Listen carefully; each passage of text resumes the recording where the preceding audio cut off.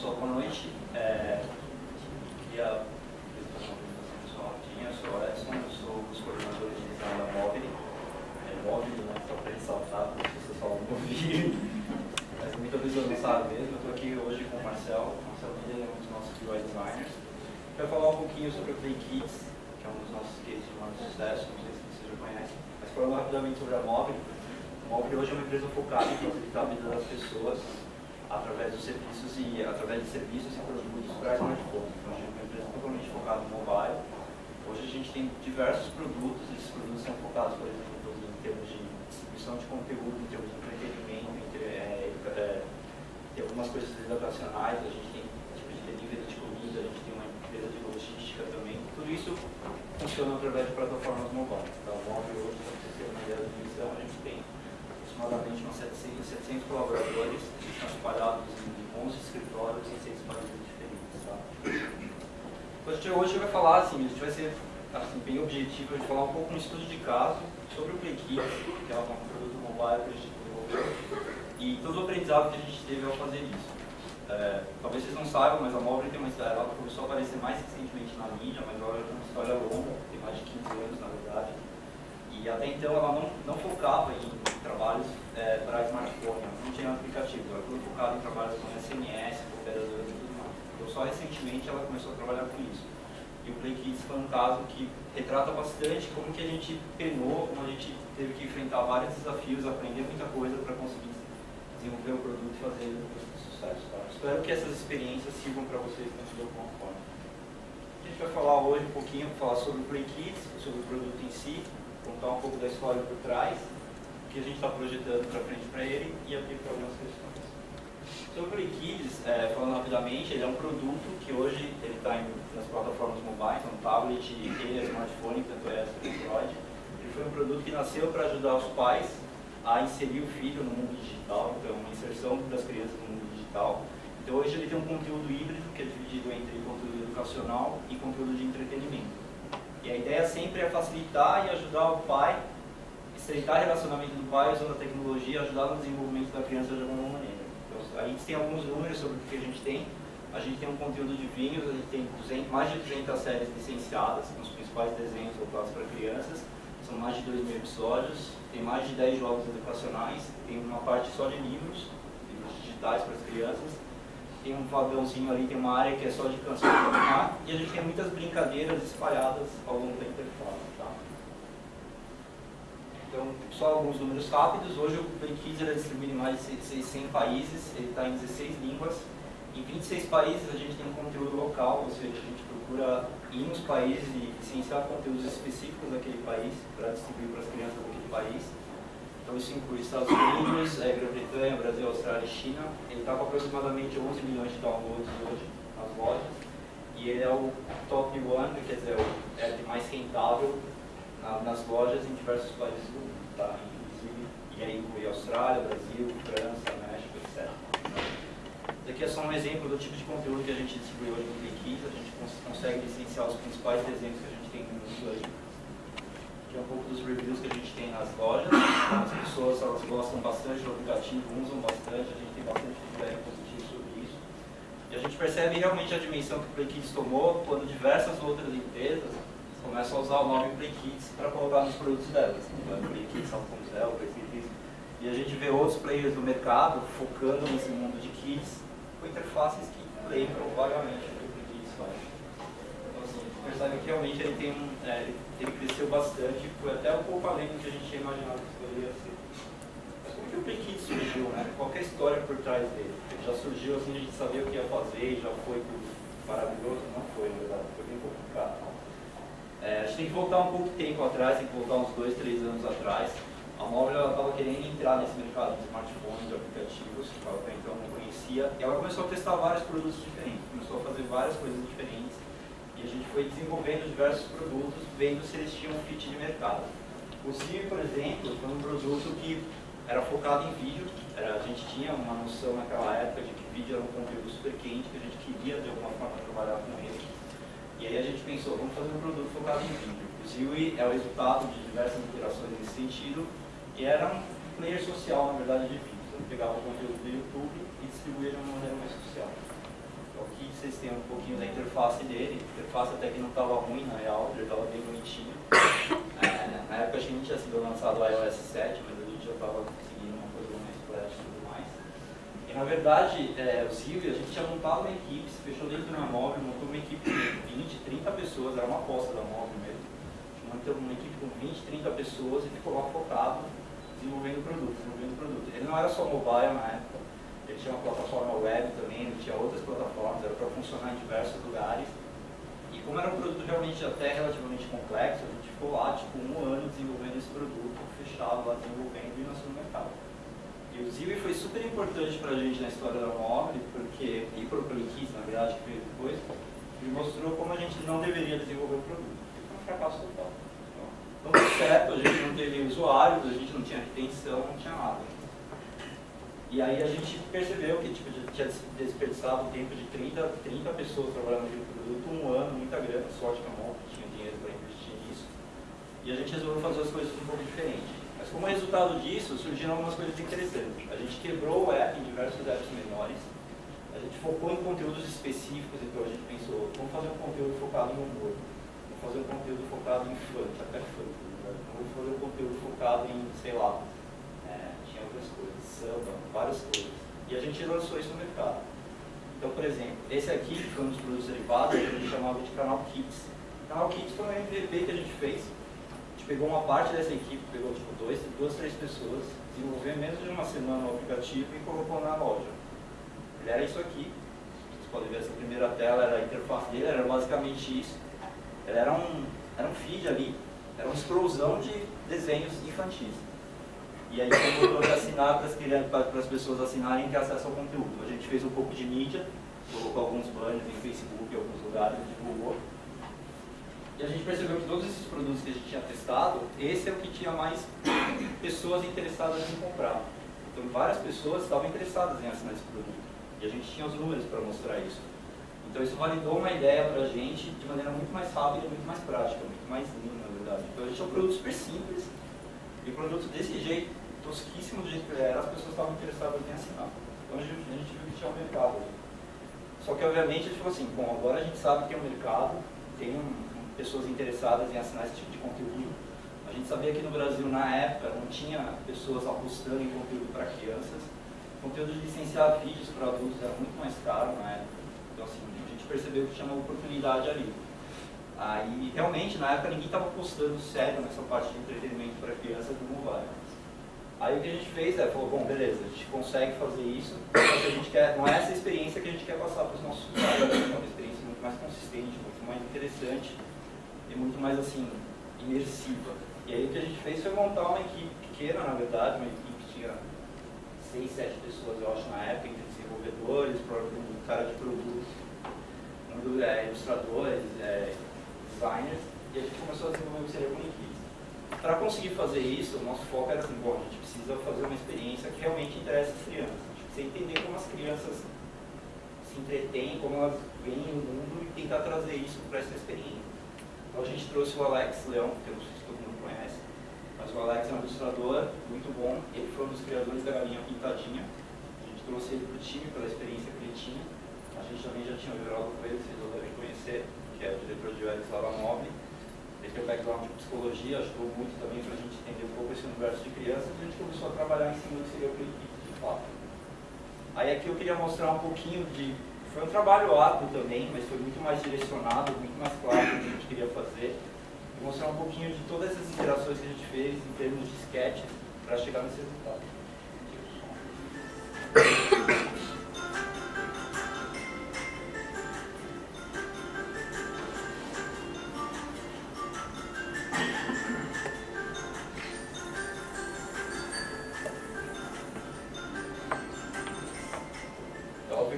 Não nasceu assim, isso aqui é como ele está atualmente. Isso só para mostrar para vocês que a gente teve um processo muito grande de desenvolvimento, fez muitos esboços, jogou muita coisa fora, testou muitas coisas para chegar no que ele é hoje. Mas a gente realmente aprendia uma lição, e aí a gente sabia que desde o começo a gente queria envolver os nossos usuários nesse processo de criação do produto, que a gente antes não tinha feito. Quando a gente fez o Zio, a gente antes fechava lá no nosso mundo fazendo as coisas que a gente acreditava que deveria funcionar. Então o que a gente foi fazer, que a gente fez foi muito simples. A gente trouxe as crianças para o escritório. Então a gente pegou crianças, mesmo filhos dos próprios das pessoas que trabalhavam lá, filhos dos diretores, e começou a trazer. E tudo que a gente criava foi mostrando para as criancinhas. E a gente foi mostrando e foi testando isso com as crianças.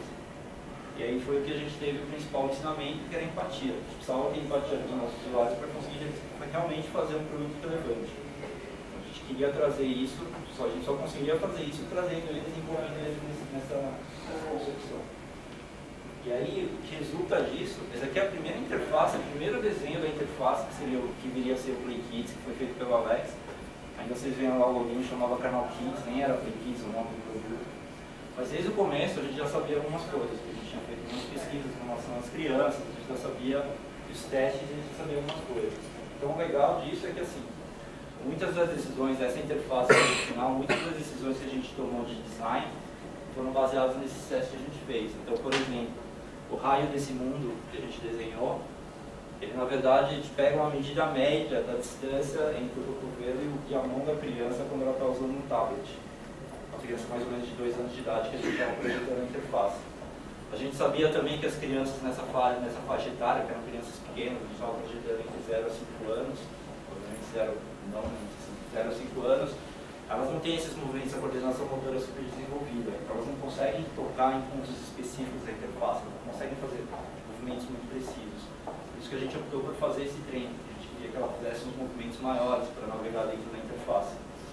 Então, assim, tem várias coisas que a gente fez que foram um resultado disso. Então, por exemplo, se você pegar a interface do pai, porque a gente sabia que os pais também, a gente queria que os pais usassem isso também, aquele menu lá em cima, que é focado especificamente para os pais, ele fica numa abinha bem pequena no canto e exige um movimento muito mais preciso da pessoa para ela conseguir abrir.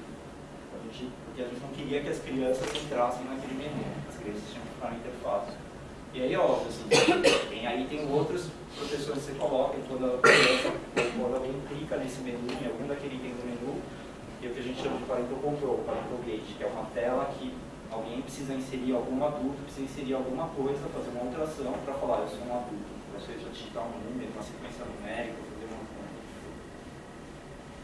Então, basicamente, assim, várias coisas que a gente fez foram pensando nisso. Então, com os testes também, a gente verificou algumas coisas interessantes, que assim, por exemplo, as crianças, inicialmente o Play Kids ele trabalhava com streaming de vídeo. Então, quando a gente começava a dar o play no vídeo, a criança estava olhando, ela dava o play no vídeo começava a carregar, fazer o streaming, e aí no meio se ele travava, a criança já perdia o interesse e ia fazer outra coisa, ia brincar, ela perdia interesse muito rápido na interface. Então por isso que a gente tomou uma das decisões de falar assim, não, o Play Kids você vai poder fazer download, óbvio, tinha outras questões, mas assim, basicamente, o Play Kids você vai ter que fazer o download para depois dar o play inteiro no vídeo, você não consegue assistir via streaming. Outra coisa interessante também que a gente fez na interface, isso aqui é o nosso skin, né, o brachinho especial. Quando você faz o toque na tela, então de algum botão, em interface mobile, em touch, em telas touch, você pode detectar o touch ou no touchdown, que é quando você clica, ou no touch up, que você clica e solta.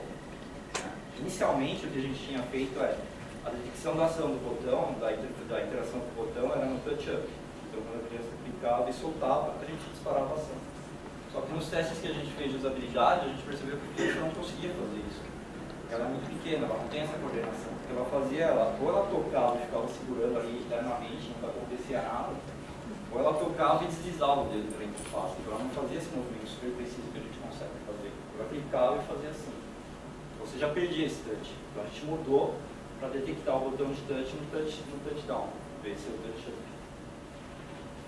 E aí tem outras coisas, na verdade, que a gente fez, que assim, qualquer coisa. A gente tinha que pensar no mundo, esse mundo para ela, para a criança é o mundo dela, na verdade, é como ela vê a realidade. Então assim, a gente tinha que tentar trazer isso para ela de alguma forma. Então assim, todos os elementos, a grande parte dos elementos que a gente tem na interface, elas reagem ao toque. Então, por exemplo, se você clicar nessa carpa, ela dá um pulo. Se você clicar nesse elemento, ele também dá um pulo. Se você clicar no céu ali, dispara fogo de artifício. Então a gente queria que a criança ficasse ali na interface e se divertisse, porque para ela não é tanto uma questão de executar uma ação ou realizar algum objetivo, ela quer explorar. Exploração faz parte da interação dela com o produto. Então a gente começou a colocar esses diversos detalhes. Então assim, isso é para mostrar o quanto é importante, foi importante para a gente, na verdade, trazer as crianças logo no começo do processo e ao longo do processo. Hoje a gente ainda continua fazendo isso. para que elas pudessem interagir com o produto e a gente aprender com elas o que a gente deveria fazer ou não. Aí, obviamente, hoje que a gente já tem um produto avançado, a gente tem outras coisas. Hoje a gente não depende só de testes, a gente depende de números também. Então, a gente tem métricas para todas as áreas do produto. Tudo que a gente faz lá, ele está mapeado para a gente saber. Então, aqui é um exemplo simples, que a gente chama de um funil. Não sei quanto vocês, acho que vocês devem conhecer, não deve ser novidade para ninguém, mas assim, isso aqui é um funil da área de vagão de líquidos que a gente tem, que mapeia quantos usuários entraram na intermediária e quantos eles continuaram no fluxo. Então, por exemplo, aqui a gente começa com a área que ela abre um preview do livro, que é uma área que mostra a tela, uma descrição daquele livro. Isso aqui é quando ela começa o download, isso aqui é quando ela começa a ler o livro. Então aqui você vai percebendo que no meio do caminho você vai perdendo pessoas. Então, de todas as pessoas que entraram e abriram aquela tela, somente 83% começaram o download. Dessas, somente 68% começaram a ler efetivamente o livro. Então, assim, no total, se você considerar de todos que entraram e chegaram no final, apenas 57% fizeram fluxo. Aqui tem um outro que mostra um número diferente de acordo com a mudança que a gente fez na interface. E essa mudança foi muito simples, que basicamente foi o seguinte: a gente tinha esse botão de download, que a gente tinha colocado em cima da capa do livro, a gente simplesmente movimentou para cá. Então, esse tipo de coisa mudou o funil de uso das pessoas. Então, através desses números, a gente continua investigando e tentando melhorar a experiência do usuário para conseguir chegar num resultado melhor. Bom, o que a gente aprendeu basicamente com relação a isso, o que são os key insights que eu posso dizer é: get out of the building, que a gente não conhece, mas é aquela ideia, você tem que sair do prédio, você tem que sair de onde você está trabalhando, você tem que interagir com o seu usuário final, tem que mostrar para ele, tem que conversar com ele, tem que entender o que ele realmente quer.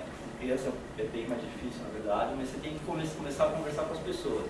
Uma coisa pra gente que é muito importante, que veio lá daquela experiência atrás, que hoje norteia tudo que a gente faz dentro da Móvel, é: a gente tem que experimentar, a gente tem que testar, a gente tem que lançar, fazer testes, a gente pode errar à vontade, mas a gente tem que errar muito rapidamente e aprender muito rapidamente com isso.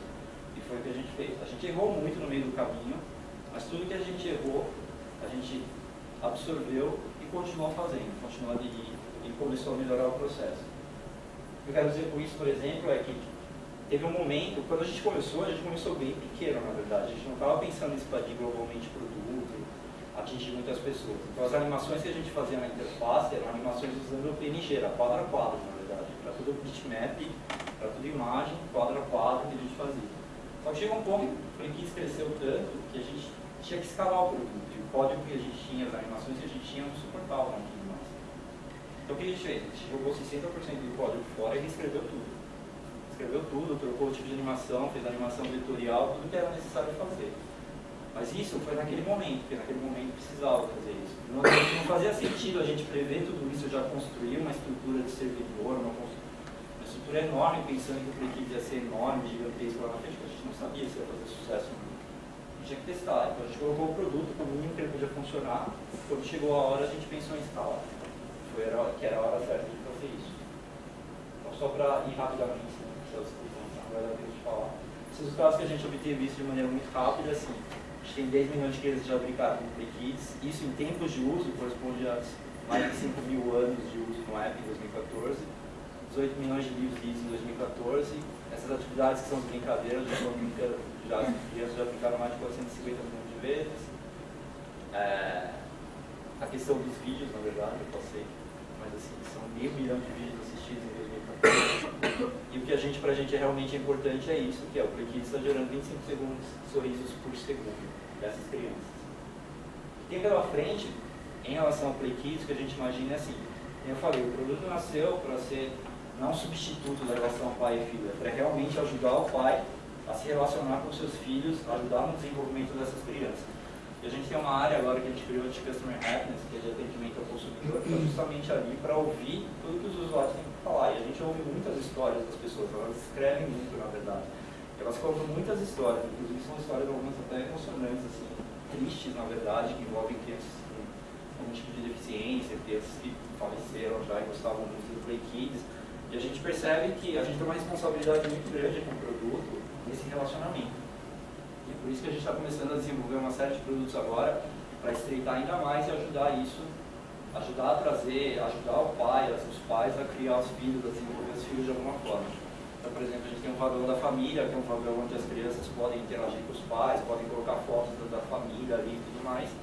A gente tem um vagão de livros, que é um foco mais em educacional, a gente quer trazer isso para ajudar, então a gente acha que aquele momento que o pai vai sentar com os pais vão sentar com o filho à noite para ler o livro junto com a criança, então a gente quer trazer isso de alguma forma. E para falar um pouco mais disso, o Marcelo vai falar um pouco do Wearables, que é uma das outras iniciativas que a gente tem, que está focado bastante nessa parte de relacionamento. A gente tentou montar de modo que os dois conseguissem falar, mas né, humanos não dá para fazer um cálculo perfeito. Eu vou ser bem rápido, prometo, falar um pouco da experiência que a gente teve com a criação do PlayKids para o mercado de wearable. A gente começou para o sistema do Apple Watch, né, e planejamos sempre um hardware, um pouco mais do foco que eu vou dar aqui hoje é mais para iOS e Apple Watch, porque foi que a gente acabou desenvolvendo mais rápido por questão de logística, enfim, alocação de time. Mas o que eu ia falar que complementa isso é que a gente trabalhou toda essa questão do PlayKids para o wearable em cima de uma questão de princípios. Definir alguns princípios básicos para construir todas as interações do app, e isso é independente de plataforma. Então, em termos de interação com o wearable, a gente vê que independente de sistema, o ser humano é o mesmo, então a maneira como a gente se comunica e como a gente interage com o wearable, ela é similar, independente do dispositivo que a gente está usando. Então, a gente focou na questão do princípio justamente para ter uma neutralidade do sistema e também para evitar decisões muito específicas de design. Então, quando a gente tem um princípio muito forte no que guia o norte das decisões de design do aplicativo, fica mais fácil, você não precisa ficar justificando cada tipo de passo que você dá, porque você tem um norte claro para toda a equipe que caminha junto aí para o mesmo objetivo. Então, esse é um dos slides do IO 14, se não me engano, em que eles pontuam mais ou menos o fluxo de uso de uma pessoa com um smartphone e com um wearable. Eles argumentam que o wearable ele te deixa mais conectado às pessoas à sua volta e às pessoas distantes, porque você tem ganhos rápidos de interação. Em vez de você tirar o telefone do bolso e, sei lá, puxa vida, tem uma notificação do Facebook, como o Nabil falou. Ou então tem outras coisas que você vai acabar vendo e você vai entrando, e aí quando você vê, você está totalmente perdido. No wearable você tem ações em vez de telas, né? Você tem que pensar muito mais em ações em vez de interações mais profundas, hierárquicas. Então, pegando um pouco a ideia de ter uma experiência mais conectada, a gente pensou, como o Edson falou, como conectar não só o dispositivo ao PlayKids, mas também pensar no jeito de conectar o pai e a criança, a mãe e a criança, perto ou longe. Deixa eu explicar mais ou menos quais foram as ideias que a gente vai aqui para isso. Um outro princípio que a gente usou foi a média de tempo de interação entre uma pessoa e um dispositivo de wearable. A gente chegou numa média de 5 segundos, e aí através a gente usou várias pesquisas como base para isso. A gente partiu do princípio também de que o mundo é a experiência, a gente não pode competir com o mundo real, especialmente quando a gente está tratando de pais e filhos, de entes queridos. De maneira alguma a gente quer se colocar no caminho disso, pelo contrário, a gente quer complementar essa experiência através de uma ferramenta nova, que é o wearable. Tendo essa ferramenta a mais, a gente tem a visão de que a tecnologia ela pode dar superpoderes ao storytelling. A gente pensa na interação do PlayKids com os pais e com as crianças como sendo uma ferramenta onde os dois possam fazer uma coisa juntos, e não uma coisa que, como eu disse antes, separe os dois, ou, sei lá, facilite para o pai se comunicar de longe, de maneira alguma. A gente não quer substituir a comunicação entre pai e filho, a gente quer dar mais poder para isso. Pensando nisso, a gente criou uma hierarquia básica do aplicativo, da extensão, no caso, né, que é mais uma extensão do que um aplicativo, baseado em 2 pilares, que é de conexão e de informação. A parte de informação, ela dá na verdade, um mini dashboard para o pai ou para a mãe consultar as informações mais relevantes do PlayKids, de uso do PlayKids que aquela criança faz. Então, ele dá informação de show mais assistido, de tempo de uso de tela, quanto aquela criança passou usando o PlayKids aquela semana, aquele dia, aquele mês. Esse tipo de informação ele vai estar presente no PlayKids, no fabricante principal, mas como a gente já tinha tecnologia para isso, a gente aproveitou esse núcleo meio que de inovação que a gente criou lá para fazer tentativas com novas tecnologias, como os wearables. A gente já começou a usar algumas coisas aí. E a parte de conexão é a parte de fato de interação entre o wearable e o dispositivo principal. Todo mundo sabe que aqui qualquer wearable ele pareia com um device só. A gente conseguiu fazer uma gambiarra, de modo que você pode parear o seu wearable com qualquer outro dispositivo, não só com o seu iPhone ou o seu Android. Então, fazendo esse pareamento, porque assim, a gente pensou que não faz sentido você parear somente com o seu dispositivo, porque ou você vai estar com ele, por exemplo, no trabalho, ou você vai estar com ele enquanto a criança está ali. E normalmente as famílias, elas têm um dispositivo só para criança, seja um iPod velho, seja um Android um pouco mais antigo, um iPad, um tablet, eles acabam sendo deixados para as crianças. Então a ideia era poder parear com esse nicho, assim, esses aplicativos que são usados, esses dispositivos que são delegados para as crianças. Então, como eu disse, nessa parte de conexão, você tem uma série de ações básicas para você interagir com o device que a criança está usando. Esse foi o nosso MVP, assim, a ideia é que isso evolua e que a gente acabe adicionando mais tecnologias, mas por agora o que a gente faz você pode escolher uma série de ações para enviar para a criança enquanto ela está usando o device. Então você tem o app do wearable. Então tem uma série de ações, tipo, dizer que é hora de dormir, mandar um abraço, fala que é hora de escovar os dentes, e ele manda um videozinho ou uma interação rápida para a criança que está usando o device enquanto ela está usando. Como eu disse, esse é o MVP, mas a ideia é escalar isso e evoluir de modo que, sei lá, se o pai escolher que é hora de dormir, ele meio que dá um freeze no Play Kids, então a criança não pode ver mais vídeos, não pode interagir mais. E como eu disse, assim, a ideia é que isso seja usado em conjunto com a criança, não, sei lá, o pai está no quarto, vou mandar dormir. Isso é ridículo, a gente não pensou isso em nenhum momento. A ideia é que seja uma ferramenta de storytelling. Então, sei lá, o pai está brincando com a criança, está lendo um livro e fala assim, olha, acho que agora é de escovar os dentes. Ele vai lá e usa aqui. É uma coisa bem experimental, na verdade. A gente sabe que o mercado de wearable ainda está tomando engrenagem, ainda não está consolidado. E a gente aproveitou a experiência para, como você falou, validar o conceito, enfim, ver qual que é a reação dos pais em relação a isso também. E chegar num resultado melhor e melhorando isso. Falando da parte de UX e design da interface, a gente encontrou algumas restrições e desafios no caminho. A primeira delas, como vocês devem saber muito bem, é tipografia e tamanho. Principalmente porque quando a gente começa a desenhar para o Android Wear ou para o WatchOS, a gente não tinha, né, os devices. A gente lá sabia qual era o tamanho das telas, o tamanho de uma 360 seria redondo, etc, etc. A gente não tinha ainda, pelo menos a maioria de nós, a gente não tinha acesso a todos esses devices. Então, uma coisa que sempre tem para lembrar é que, sei lá, animações, tipografia, iconografia, espaçamento, todas essas coisas de design visual, elas são todas muito lindas quando você está num fundo de 400%, 800% do sketch do Photoshop. E aí, quando você dá o zoom out ou quando você usa de fato no device, as coisas ficam muito, muito, muito pequenas. A gente vai tratar um pouco mais disso adiante. Outra coisa que a gente não teve em mente também é que não dá para pensar num app wearable como um mobile app. A gente está pensando em mobile app com estruturas, enfim. Agora a gente está começando a melhorar a estrutura do mobile app, com remoção do menu hambúrguer, essas coisas todas. E se a gente começar a pensar nisso no wearable app, a gente vai chegar num aplicativo que tem 5, 6 telas, que é para ser usado aqui, assim, e ninguém tem tempo ou braço suficiente para ficar segurando, assim, sei lá, navegando aqui. Então a ideia é que seja uma interface focada em ações rápidas, muito mais de resposta sua do que de intuição. Um exemplo disso, fácil pegar aí da Dribble, Behance da vida, tem vários conceitos de wearable design.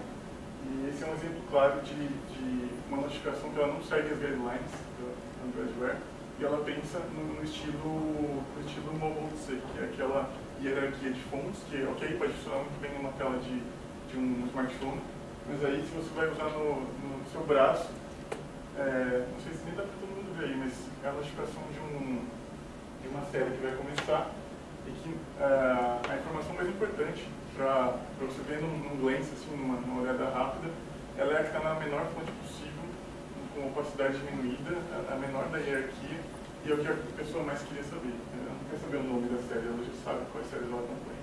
Ela só quer saber primeiramente quando começa aquela série, quando ela tem que se preparar para ver. Animações.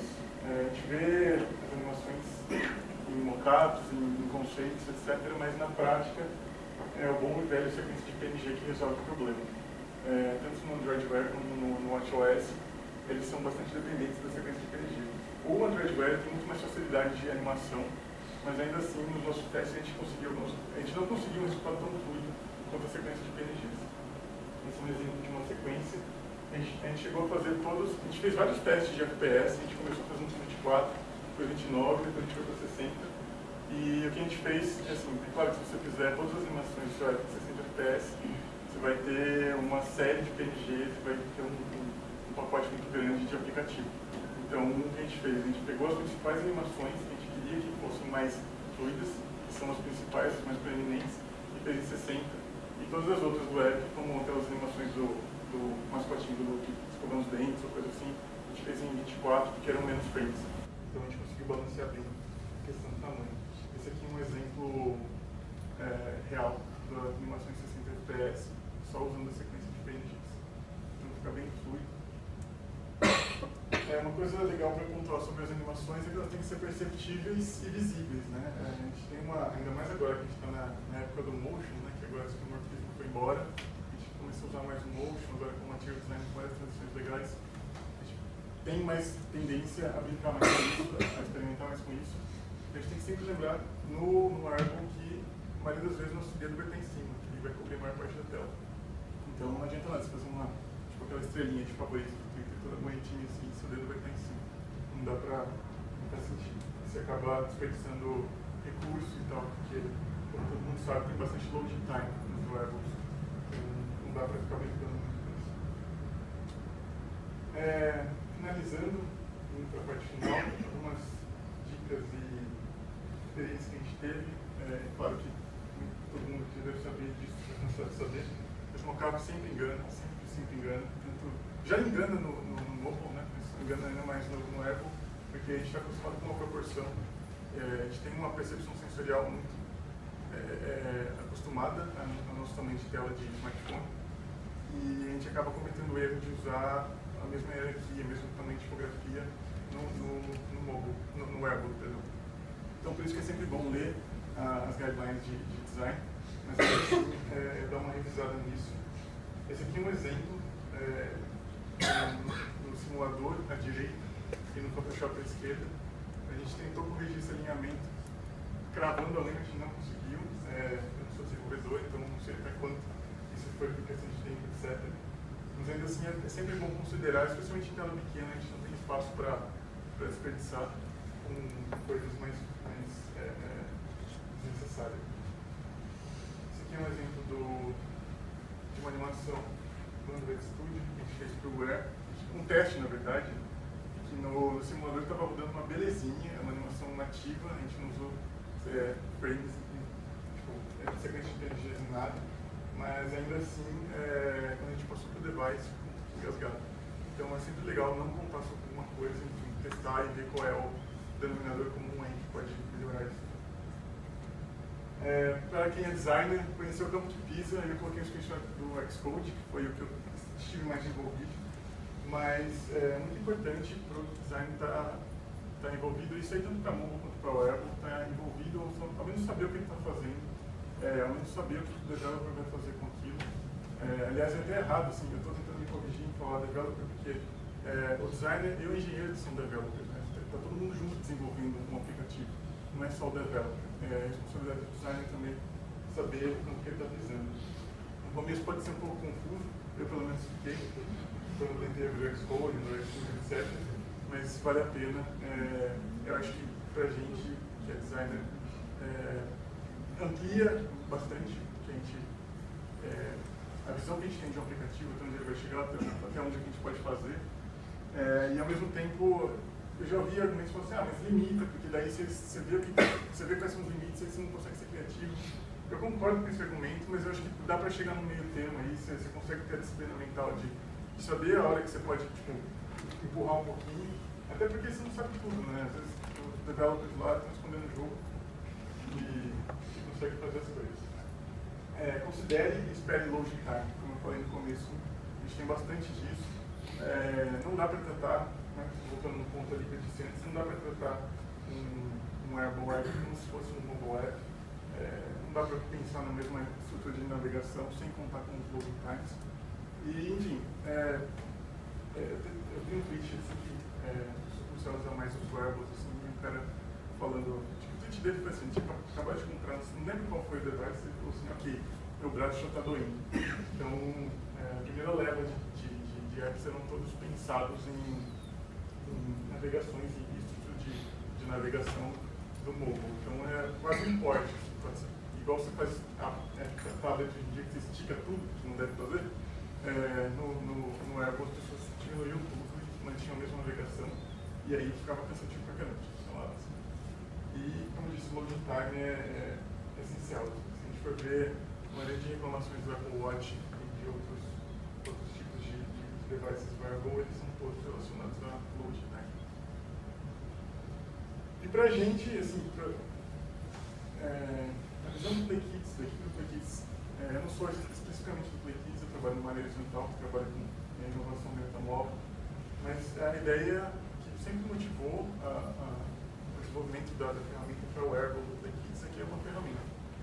Não é um controle remoto para os pais falarem com as crianças, não é um comunicador, não é nada disso. A ideia é a gente ver o que a gente tem nas nossas mãos e ver como que isso pode enriquecer a experiência de uso do aplicativo entre os pais e as crianças. Cada vez mais a gente está focando no conteúdo offline, no conteúdo que permite que os pais não dependam de uma internet. Então, essa ideia de que, sei lá, uma chupeta digital, coisa assim, ela é completamente, a gente rejeita completamente essa ideia. A gente quer fazer uma coisa de interação, não de substituição. Desculpa por ter falado rápido, eu espero que não tenha estourado muito. E é isso. Muito obrigado por ouvirem e por deixarem de compartilhar essa informação.